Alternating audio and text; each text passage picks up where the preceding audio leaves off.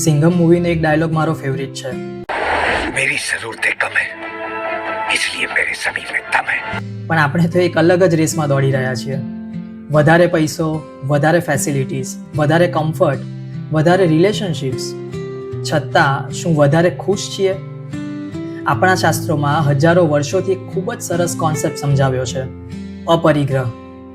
જરૂર કરતાં વધારે કંઈ જ હોલ્ડ ના કરીએ. જેટલા આપણે બીજી વસ્તુઓ અને વ્યક્તિઓ પર ઓછા ડિપેન્ડન્ટ, એટલા આપણે વધારે ફ્રી અને પાવરફુલ. આ જ કોન્સેપ્ટને થોડો વેસ્ટર્નાઇઝ કરીએ એટલે કહેવાય મિનિમલિઝમ. આજકાલ બહુ ટ્રેન્ડિંગ છે minimalist designs, minimalist lifestyle, less is more, અને આ જરૂરી પણ છે ફોર સસ્ટેનેબલ ફ્યુચર. પણ શું મિનિમલિઝમને ફક્ત ભૌતિક સાધનો પૂરતું મર્યાદિત રાખીશું તો ચાલશે?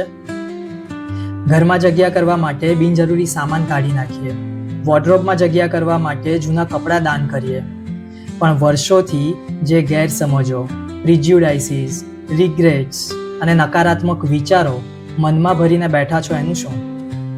એ કાઢીએ તો સાચો અપરિગ્રહ. તમારું શું માનવું છે?